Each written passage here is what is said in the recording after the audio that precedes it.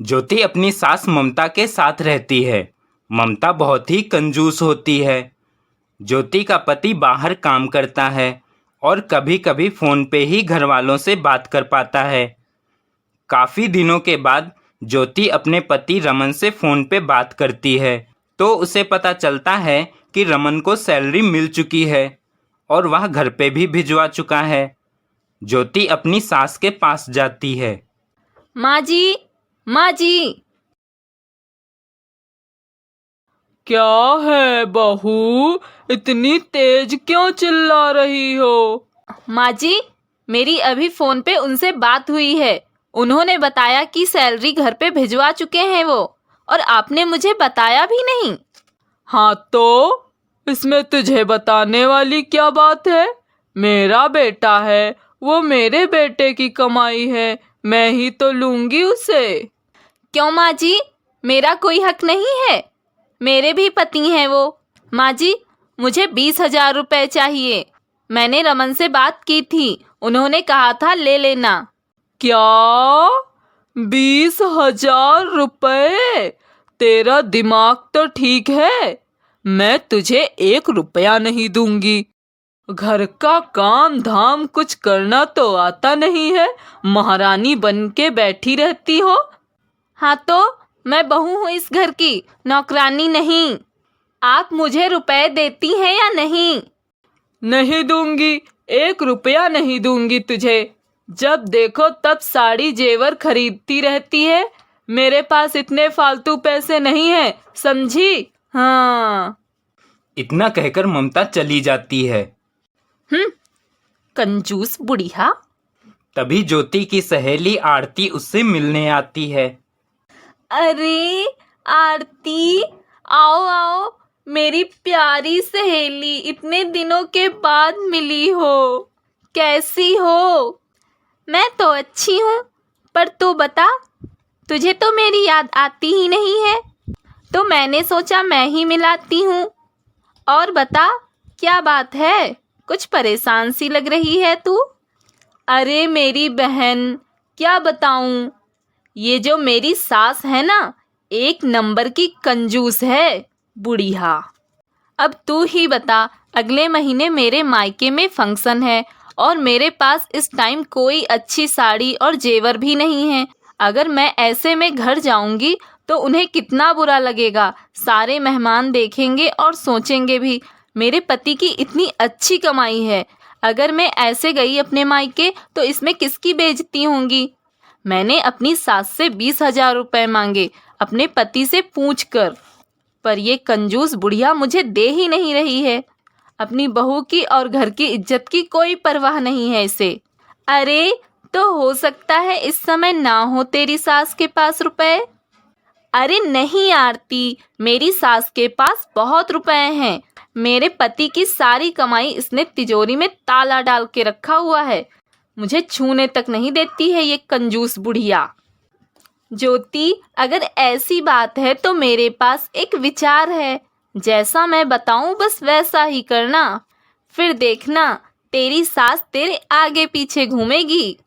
कुछ दिन बाद ममता देखती है उसकी बहू उससे पैसे नहीं मांगती और बहुत खुश रहती है।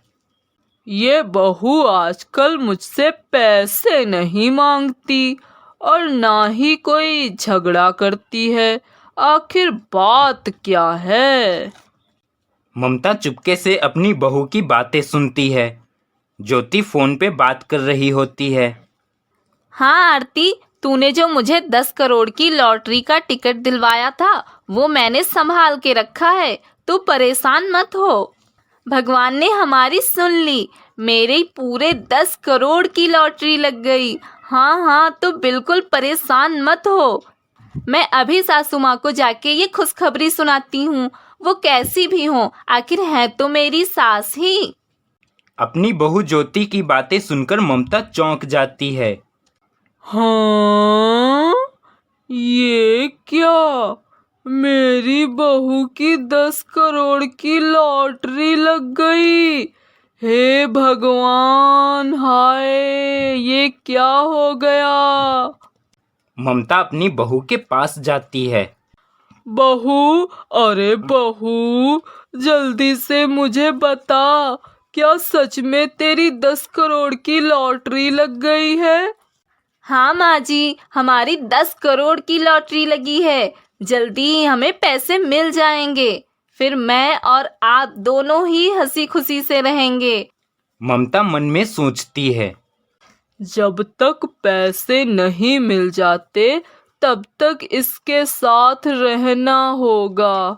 एक बार पैसे मिल जाएं, फिर इसे मजा चखाऊंगी। हाँ मेरी प्यारी बहू, जरूर हम खुशी से रहेंगे।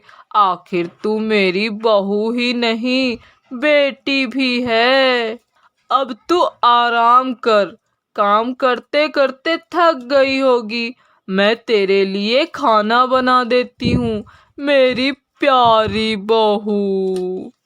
ममता अब 10 करोड़ के लालच में अपनी बहू की खूब सेवा करती, उसकी हर बात मानती।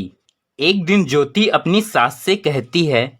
माँ जी, एक समस्या हो गई है, कुछ समझ नहीं आ रहा, क्या करूँ? क्या समस्या है बहू?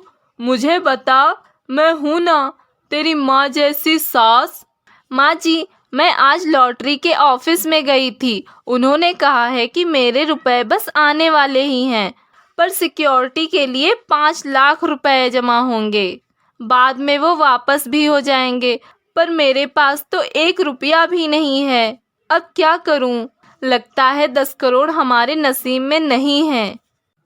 अरे मेरी प्यारी बहू, तो परेशान क्यों होती है? मैं दे रही हूँ तुझे 5 लाख रुपए, मैं देती हूँ। ममता अपनी बहू को 5 लाख रुपए देती है। कई दिन बीत जाते हैं। ममता देखती है उसकी बहू खूब अच्छी अच्छी साड़ियाँ, गहने, मेकअप का सामान रोज खरीदती है, परंतु लॉटरी के रुपए नहीं आते। तब ममता अपनी बहू से पूछती है।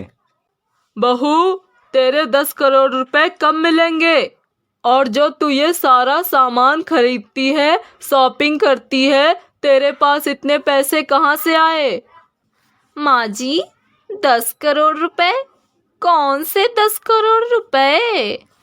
हे भगवान, अरे वही जो तेरी 10 करोड़ की लॉटरी लगी थी। अच्छा, वो तो मैंने आपसे झूठ बोला था। और जो ये मैं रोज शॉपिंग करती हूँ, ये तो आपने ही दिए थे मुझे। 5 लाख रुपए भूल गई माँ जी आप? अच्छा, इसका मतलब तूने मुझे बेवकूफ बनाया। हाय राम, मैं तो लुट गई, बर्बाद हो गई। करम जली, हाय मुझे बर्बाद कर दिया। माँ जी, ये सब आपकी कंजूसी और लालच का नतीजा है। मैं प्यार से आपसे थोड़े से पैसे मांगती थी, तो आपने नहीं दिए, इसलिए मुझे ये सब करना पड़ा। देख लूंगी तुझे, इसका बदला तो मैं तुझसे लेकर ही रहूंगी। हाँ।